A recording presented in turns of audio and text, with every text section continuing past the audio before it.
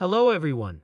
The next most launches of a rocket in a single year was by the Soviet Soyuz, which I think did a little over 60 launches.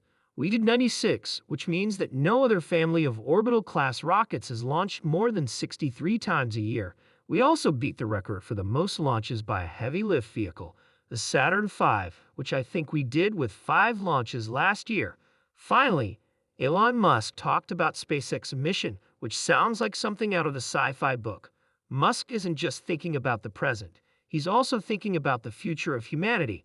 His talk about becoming a multiplanetary, this idea of not just visiting but inhabiting other planets, is a leap in human achievement on a scale that's hard to comprehend. And then there's this profound reflection on the evolution and fragility of human civilization. Think about it, we've been around for just a blink of an eye in the grand timeline of the universe. It puts things into perspective, doesn't it? It reminds us of how fragile our existence really is. This is not just about exploration, it's about survival. It's about ensuring that human consciousness, our culture, our achievements, and our very essence have a fighting chance to continue even if Earth faces unimaginable challenges. Now let's turn our attention to something truly extraordinary. But Starship is something special, on the thing that is like the Holy Grail, like the critical breakthrough needed to make life multiplanetary and for humanity to be a space-faring civilization, is a fully and rapidly reusable rocket. And so we've gone most of the way there with Falcon 9. SpaceX's achievements and the challenges they've faced. Listening to Elon Musk talk about SpaceX, it's clear we're witnessing history in the making. Musk's vision of making fully reusable. Not only is SpaceX's goal to make fully reusable space rockets huge, but he also said that with current knowledge of physics, it is almost impossible to do so. This one sentence alone shows how big of a deal SpaceX is trying to make their goals. It's not enough to just push the limits. They need to rethink what's possible in aerospace technology. This is different from standard aerospace companies. SpaceX is not only playing a different game, they are in a whole different league. While others have been tested using traditional methods, SpaceX has been busy making new rules for space travel. How they're different is that it's not just about doing things better, it's also about doing things that were once thought to be impossible. The problems they've solved and the barriers they've broken all point to a future where space travel could be as common as air travel. Can you imagine a future where going to space is part of our daily lives?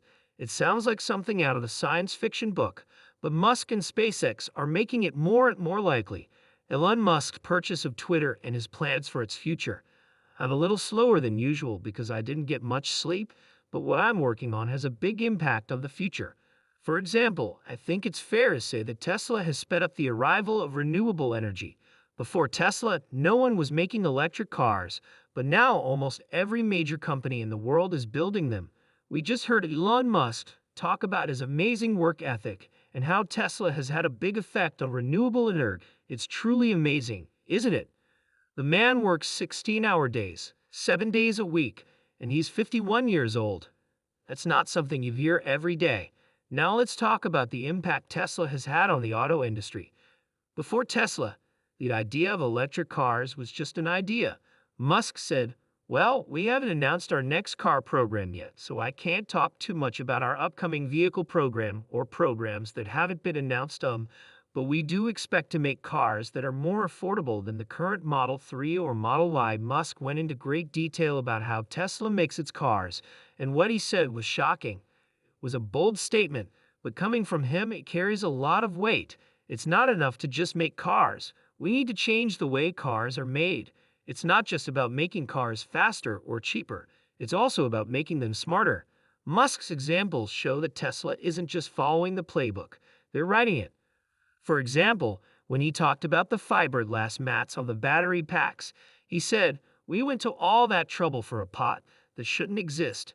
This isn't just about cutting costs. It's about optimizing and questioning every assumption in car manufacturing.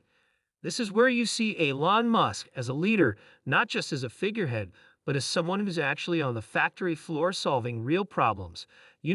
Hearing Musk say that he lived in the factory in Fremont and the one in Nevada for 3 years straight is truly inspiring. Imagine that. The CEO of one of the world's most innovative companies, not sitting in a corner office, but living and breathing the same air as his production line workers. This isn't just about managing. It's about leading by example, and it's not just for show. Musk sleeping under his desk and waking up to the smell of metal dust sends a powerful message to his team. Musk is changing what it means to be in charge of a business. Instead of making decisions from away, you have to be with your team on the ground. As Musk talks about Tesla's journey, it's like watching a visionary novel come to life. But the team knew I was there because they could see me sleeping on the floor during shift change. That made a huge difference, and they did their part.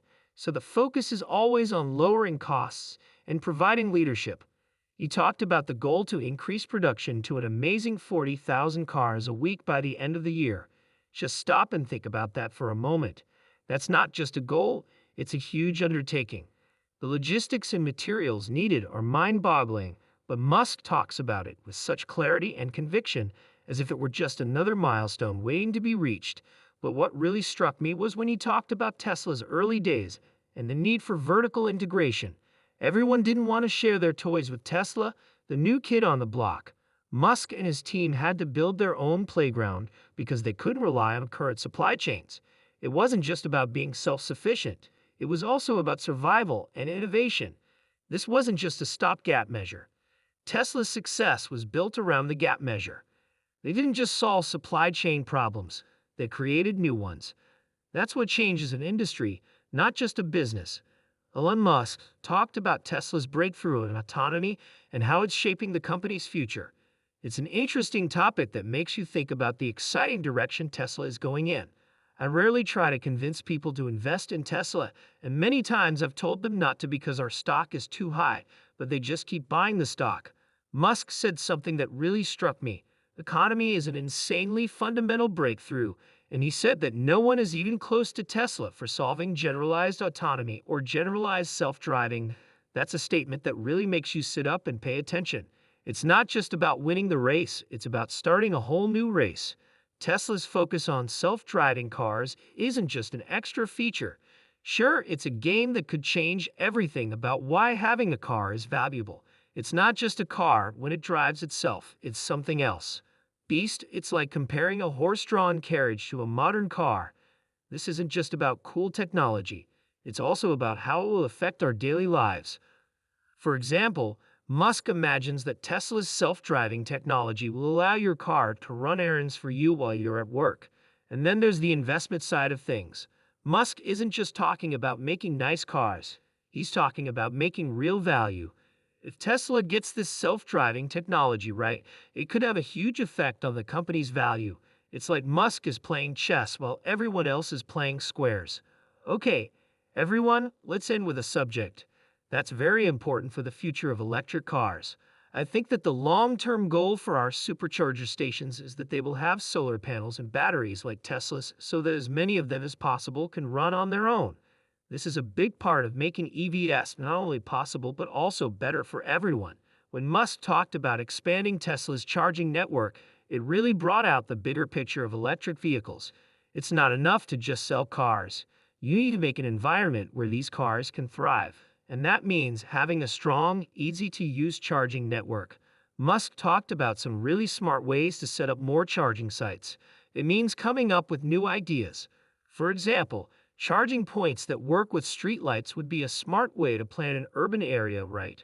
It's about making sure that Southeast stations would still work even if zombies took over. So what could go wrong in Twitter? I think most people would say that. Given how the market has changed, that was a surprise turn of events. Musk laid out some interesting ideas for Twitter. He's not just looking at where I am, and based on his past work, who knows what Twitter will be like in a few years when he's in charge.